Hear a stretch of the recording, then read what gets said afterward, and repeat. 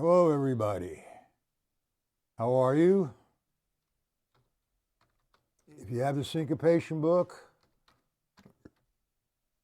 we're going to be working from there as well today. Syncopation book, stick control book, and a few rudiments. Any questions about last night's lesson? Who do we have here? Dave, how are you? You're welcome, Dave. How are you? Dave, do you have my email? You know, I don't know if you're on my mailing list or not. I'm trying to send everybody PDFs. Let me put my email in there. This mouse is driving me crazy. Hold on.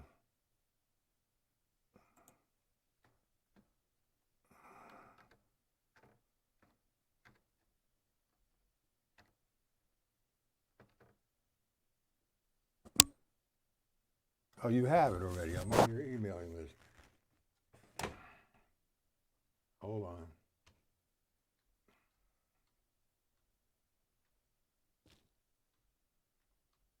There you go.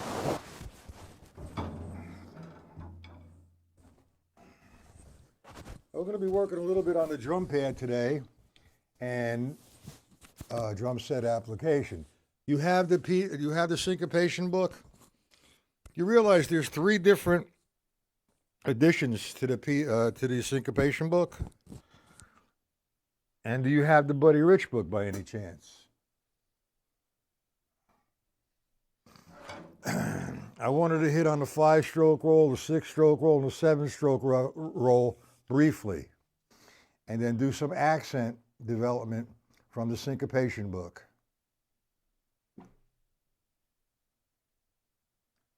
Well, come back tonight at 7 p.m., David. Cheating on your lunch break or what?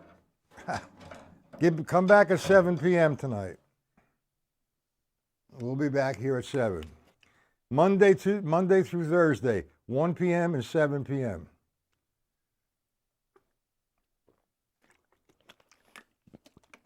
I really appreciate all the questions because that helps me help you, and that helps me help me, if you could understand that. Okay, who else is in here? We got a couple people in here. There's Dave, he came out. He could hear me. There's a couple other people. Get into the chat, say hello. No questions about last night's 7 p.m. lesson or 1 p.m. lesson? Yes, no? See you tonight, David. Hopefully. We're having a whole lot of fun here. Syncopation book. Or if you have the Buddy Rich book, that's fine as well. Or if you have the Vic Firth chart of his 9,000 rudiments, that would be okay as well. How you doing, Ed? Ed, do you have the Buddy Rich book? Or have you ever worked out of the Buddy Rich book? I taught out of that for years. I don't really work out of it anymore. I kind of agree but disagree. You know, and things have changed from 26 rudiments to 40 rudiments, Vic Firth chart. You have a chart on the 5-stroke roll?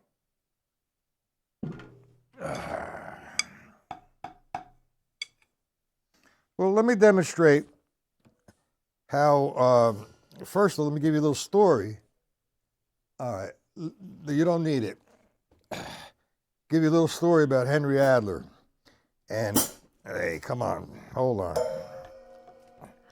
Henry Adler and Buddy Rich. Now, I know this firsthand. I studied with a gentleman, his name was Charlie Tappan. He was a repairman. Hey, Pete.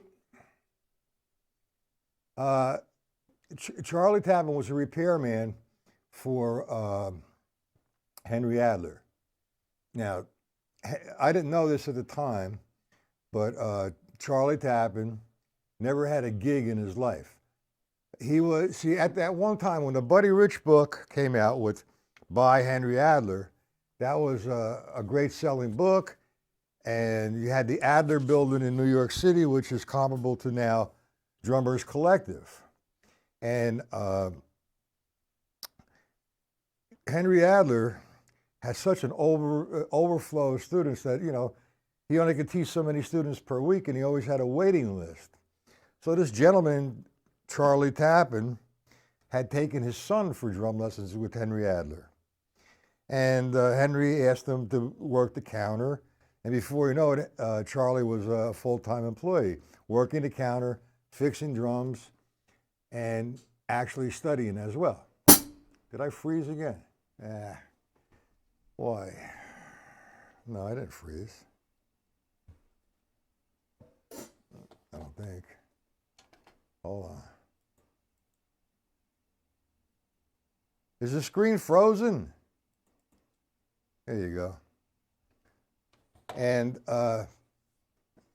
Charlie was the counter man and the repair man, and he started to teach the beginners of Henry Adler's overflow. So, and he actually studied with Henry, and Henry had the Adler system, which was the seesaw method. Very rigid, very tight. Okay? And, Henry Adler was very famous because of the Buddy Rich book. I don't know about his playing, because I never heard him play. But anyway, the Buddy Rich book I taught out of for quite some time. I don't really teach out of it no more. I ought to use the stick control book. But what I like to do is go over the Buddy Rich book, the 5-stroke roll, the 5-stroke rough, also known as the single 5. Then you have the 7-stroke roll or the 7-stroke rough. You don't have the 6-stroke rough or 6-stroke roll, or 6-stroke rough rather, roll rather in here. And I'd like to go over that. So with that, and then the syncopation book today. Is that okay with you guys? Let's talk about his introduction to the 5-stroke roll. 5-stroke roll is a combination of doubles and single. Hey, Randy. All right, so now, a 5-stroke roll is 5 strokes. I'm going to demonstrate this in 6/8.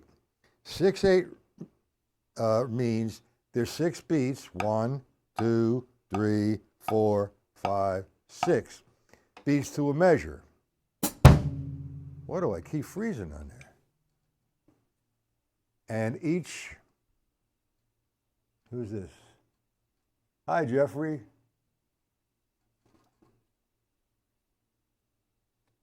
Now, Jeffrey, you've never been here before.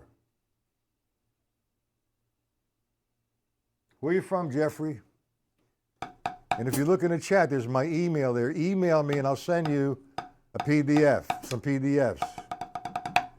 Anyway, we have the 5-stroke roll that we're going to demonstrate in 6/8. 6/8 means there's 6 beats to a measure. 1, 2, 3, 4, 5, 6. That's one measure of 6/8. Each eighth note receives a counter beat. Now the 5-stroke roll is a combination of doubles and singles. Now I'm going to play 5 strokes. 2 rights, 2 lefts, and an accent on the right, and I'm going to rest on the 6. My starting position would be here. 1, 2, 3, 4, 5, 6. Very basic. That's what a 5-stroke roll is when you're teaching your students. Okay? Now, that's one form. And if you notice, there's the level system in here. My friend Jeffrey Johnson wrote a great book on the level system, and we're going to have him here demonstrating that with Alan Herman and Steve Foster. Okay, so now we're in 6/8. 1, 2, 3, 4, 5, 6. 1, 2, 3, 4, 5. Nice and slow. That's what a 5-stroke roll is. Where you use it, how it's notated in different varieties of time signatures is a different thing. But that's a 5-stroke roll. Now, and that's the accent on the last stroke. But notice, when I'm playing that, my hands are at one position. I have 2 different sounds there. 4 non-accented notes and one accented note. So I have 1, 2, 3, 4, 5. Very basic. Now, I take it a little bit further than that from the Buddy Rich book. I'm going to go to 3, 4. And I'm going to play 4 eighth notes and a quarter note. Okay, so we have this now. 1 and 2 and 3 and 1 and 2 and 3 and 1 and 2 and 3 and 1 and 2 and 3 and that's 6, 8, 1, 2, 3, 4, 5, 6. 3, 4, 1 and 2 and 3 and 1 and 2 and 3. Then we go to 4, 4. Okay, 4 16ths and a quarter. 1 E and 2 E and 3. Very basic. Just some formations of a 5. All right. Now, I take it, like I said, a little bit further. Let's take a triplet. 1, 2, 3, 4, right? We're going to play the first 2 notes of the triplet, 1 and as doubles. 1 and da. Got it? 2, 3, 4. Be-ding, 2, 3, 4, 1, 2, 3, 4. We understand that, gentlemen? That's the 5-stroke roll. Now, a roll quartered in the Buddy Rich book is presented 1, 2, 3, 4, 5, 6 with the accent on the last stroke. He also presents it with the accent on the first stroke of the 5, which is very uncommon, so I don't really even deal with it. Now, we're going to go to the 5-stroke rough. It's also been changed the name single 5. So the difference between a roll and a rough, a roll is double strokes. A rough is going to be single strokes. I should have my other sticks. All right, a rough is single strokes. So I'm going to do it in the same formation, 6, 8. 1, 2, 3, 4, 5, 6. 1, 2, 3, 4, 5. But notice the hands. The level system is there. Okay? Jeffrey. Where are you from, Jeff? Jeffrey Cole Swifty. All right. So we have the 5-stroke roll and the 5-stroke rough, a.k.a. the single 5. Hey, yeah, do you know why they changed the name? Instead of 5-stroke rough, it's a single 5.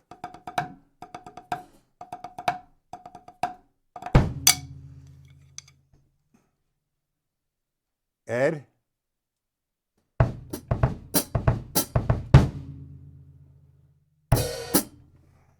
I think you should know, right? I don't really want to spend a whole lot of time on the rudiments. You know, they're just, everybody says they're essential. They're not essential. There's 3 rudiments that are essential. There is the single strokes, the double strokes, and the flams. Do we know all the flams, gentlemen? The free stroke flam, the alternating flam, and the downstroke flam. Would you like for me to demonstrate that? Because I have a sheet coming to you guys. The alternating stroke, that's the alternating flam. The free stroke flam, which is this, and that's on the left side, and the downstroke flam. For the paradiddle, or tap. No, down, up, tap, tap, down, up, tap, tap. And what's the purpose of a flam? What does a flam do to a note?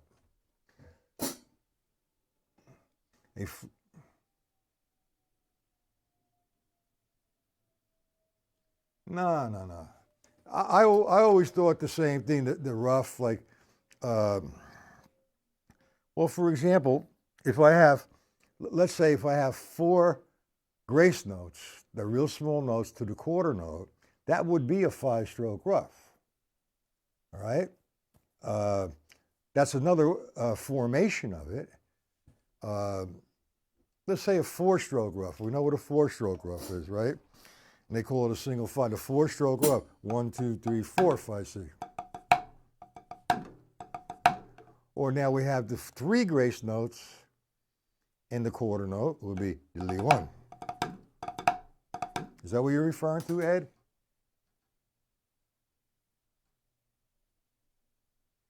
You can consider it a grace note if that's in the formation. Like the Buddy Rich book has a half drag, a single drag, duples. That's a drag. Two grace notes. A half drag, this is a half drag. That's a full drag, rather. I don't really like to get into that, but we will. We'll have a whole lesson every day next week on the rudiments. We'll go over as many as we can, and yet you can see that's what gets confusing. Is not the rough grace note. Ooh. See, a grace note has no value as far as quarter notes, eighth notes, and whatever. And it's notated that way. Who's this?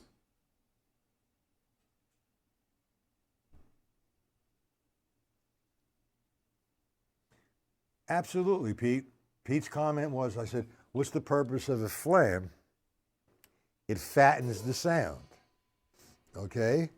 So they refer to it as, now there's a grace note there, Ed, in front of the king note. You have the grace note and the king note.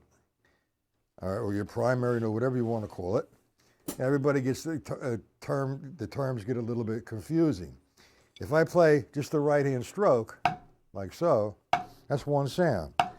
Now I'm going to put a grace note just before that king note. All right? So I have this. It's a note that comes down first before this one. Now that's far apart. I close it up. Here's without, with. They're two different sounds. One sounds fatter. Hello, Robert. How are you, sir? Robert, I have my email, and Jeffrey, I have my email in this chat. So take the email me. I'll put you on my mailing list, and I will send you some PDFs. So you have just the regular flam. That's a free stroke flam. Alternating flam was a free stroke to the right, free stroke to the left. Now you also have a flat flam. When two sticks hit the same time, it sounds flat. But I don't say there's no use for that. When you hit two notes at the same time on two different voices, you have that. You could use it, but I don't teach a flat flam. So you have the free stroke flam or the right flam, free stroke flam or the left flam. Then you have the alternating flam, and then the downstroke flam. Now, a downstroke flam is usually used for the downstroke flam is usually used for diddles and flam accents, Swiss Army triplets. That's the Swiss Army triplet. The flam accent, flam single paradiddle, double paradiddle, so on and so forth. I don't want to spend too much time on that. Like I said, next week, starting Monday, I'm going to do my 1 p.m. lesson, Exploring the Rudiments. How's that sound? This way, I just wanted to make that presentation. And honestly, I was going to do a sheet on the flam itself, and I'm going to let me put my pad back up here. I'm going to explain it right now. And what's this say?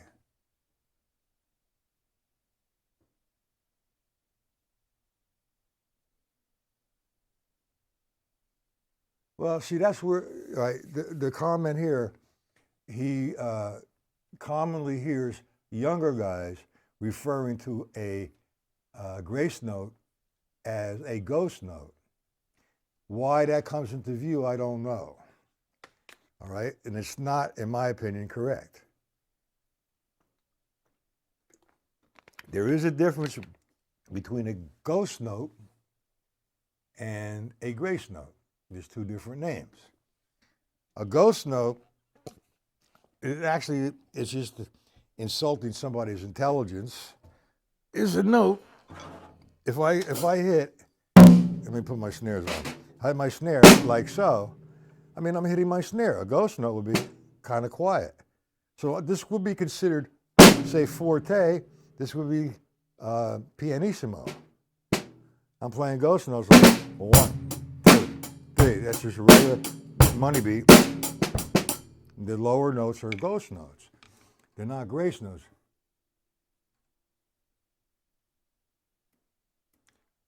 A grace note is played in the cracks, a ghost note in time. Absolutely. See, the grace note has no value. It's I could sit here with 3 different drummers say, I do a 4-stroke rough.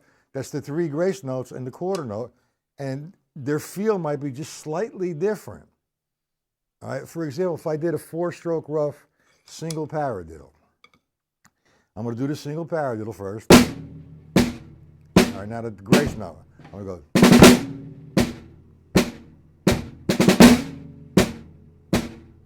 Do 1, 2, 3, 4. Now, that's my interpretation of. No, email me, Robert. All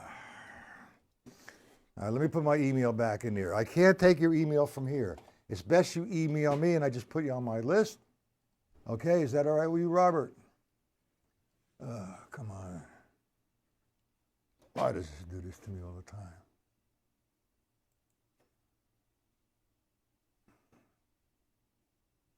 Do we understand the difference there? Ed?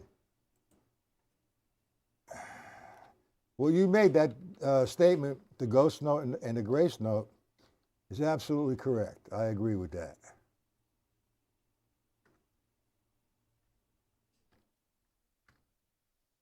Hold on.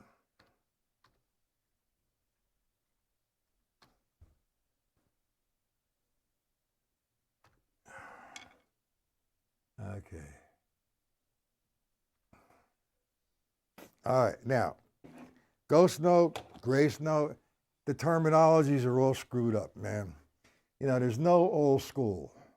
There's no new school. It's just new adventures, new discoveries. It's not new school. This is my right hand. This is a drumstick. This is my left hand. This is a drumstick. Now, that's the old school?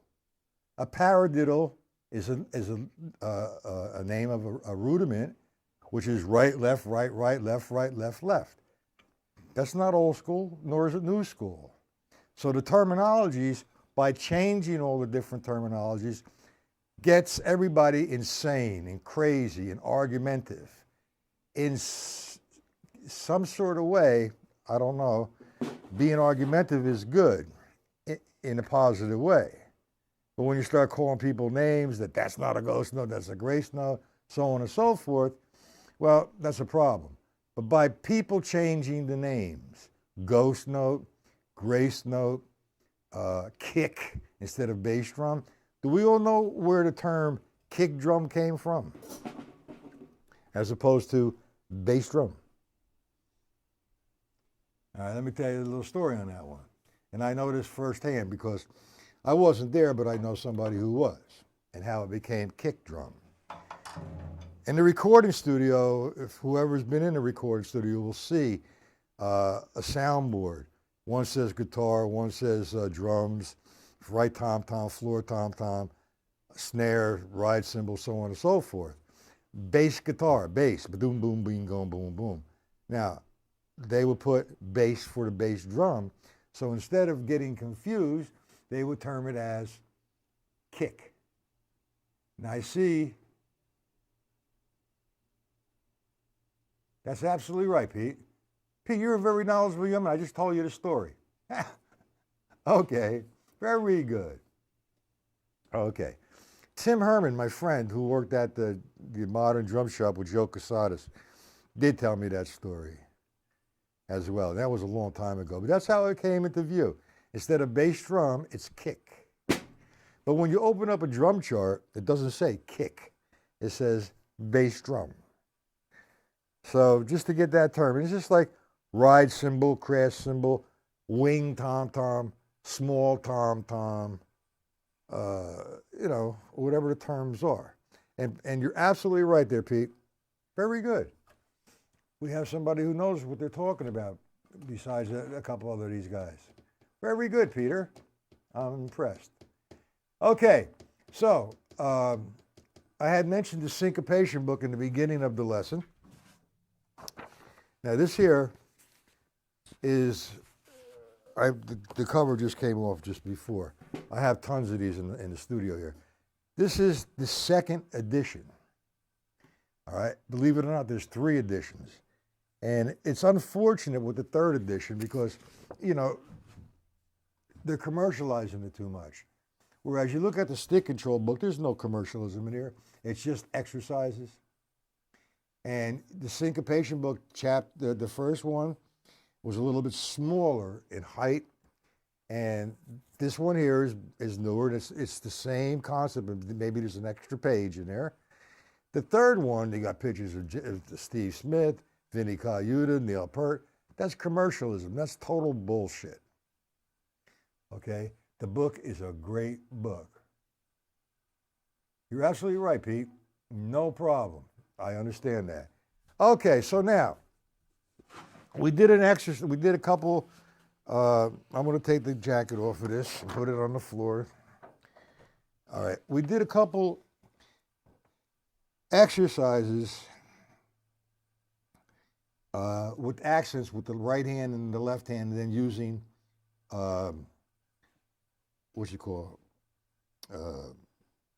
the alternate strokes, the single strokes. What I want to do, let's put this down for a second and go back to the stick control book. I want to do this.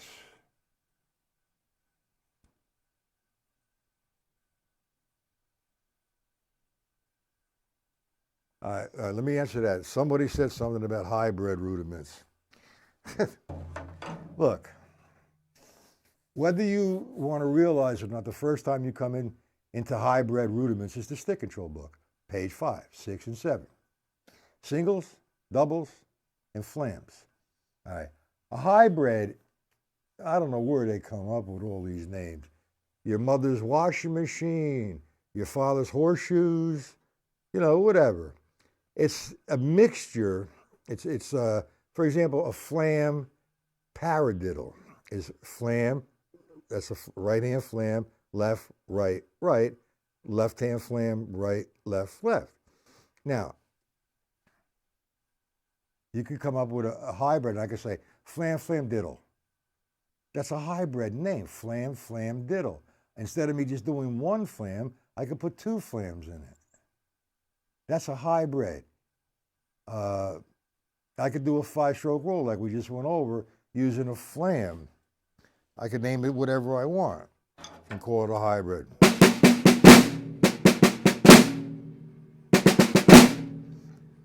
Double flam, whatever you want to call it. That's a hybrid rudiment. Do you understand that? Hybrid, single strokes. What's a hybrid for single strokes? Singles and doubles? If I take line 6 of the stick control book, is that not a variation of a paradiddle? That's a hybrid rudiment. You understand that, James? Do you agree with that, Pete? Ed?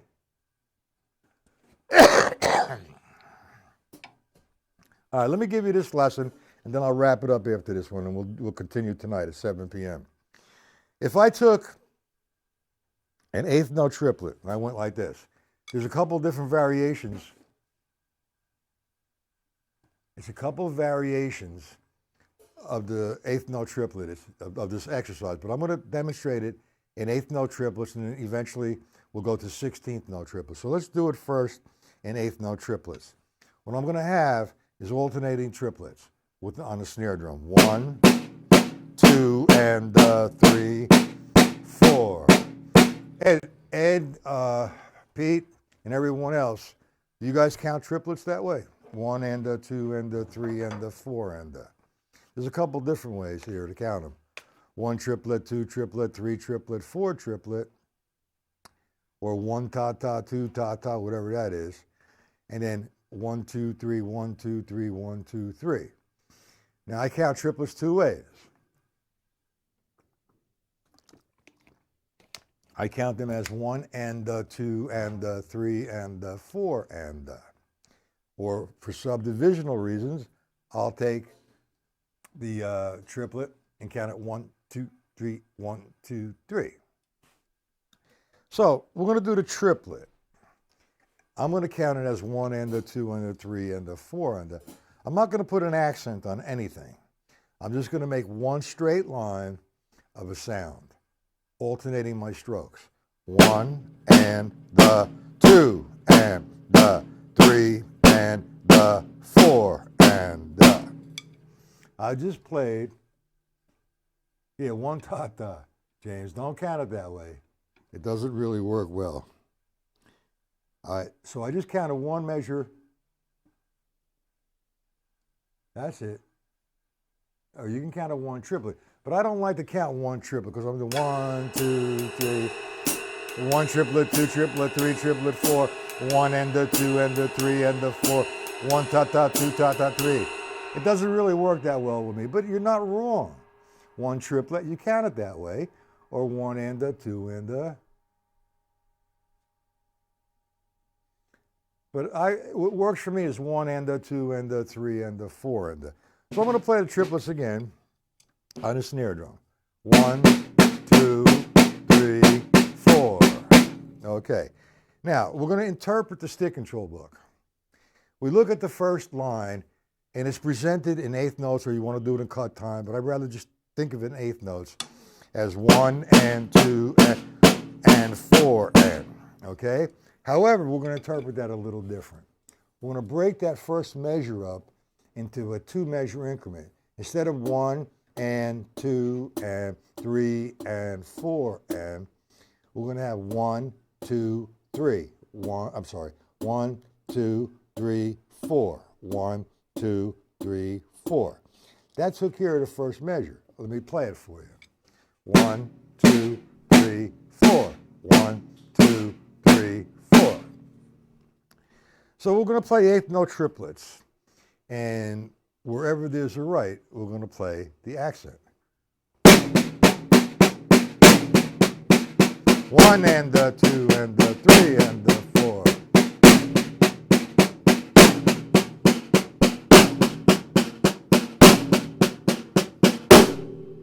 Do we see that?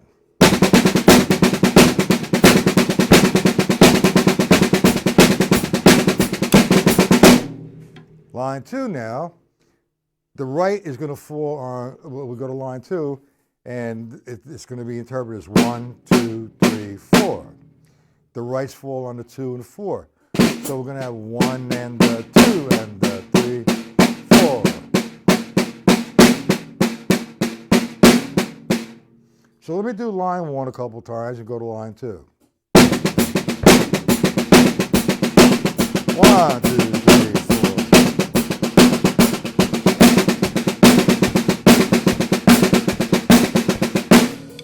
Do we understand that interpretation?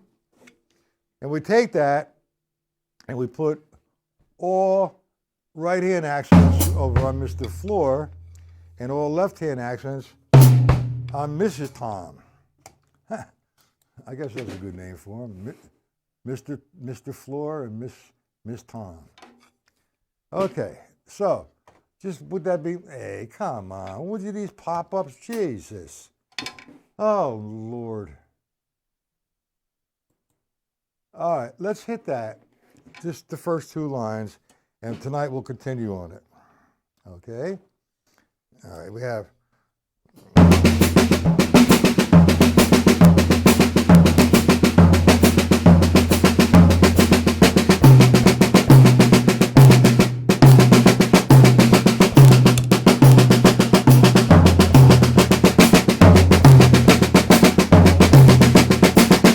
That was line 3. I hope I can get an opportunity to write these exercises out tonight so you could have them for tonight. If not, I owe you, and I will send them to you. Okay. Is there any questions? And Pete, that's really good, man. You're a help to this outfit here. I really appreciate that. Knowing where the kick came from in the recording studio. And, you know, we can share some stories here. Okay, any questions on anything I covered so far today? Because I'm gonna sew it up right now. And for those who are new, email me and I'll put you on my mailing list and I'll send you some PDFs.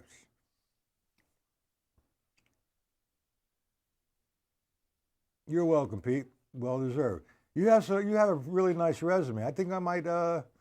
Would you mind if I put that in this chat one day? Your resume. With your permission? That's very good.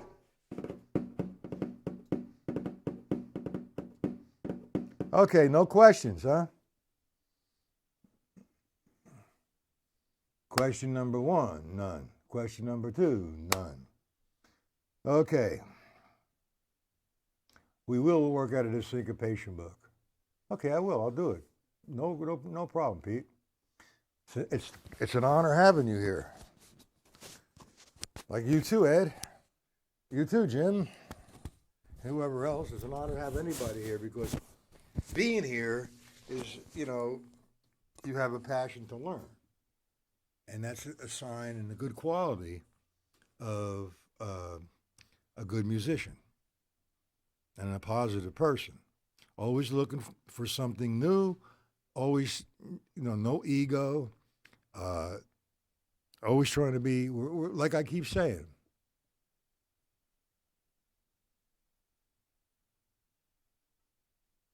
Okay, thank you, Pete.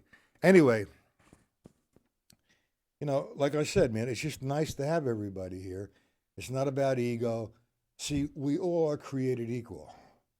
There's nobody better than anyone else. It's we have been playing for different lengths of time. We're of different ages. You're welcome, Randy. And you know, we all are on the same journey, and that's to become better and to discuss drumming. You know, just the old school nonsense and new school nonsense has got to go away. A paradiddle is a paradiddle. Single stroke's a single stroke. A snare drum is a snare drum. Okay, guys, time for me to depart your company. I appreciate you coming. So have a good day. Rest of the day. If you have any questions, send me out an email. And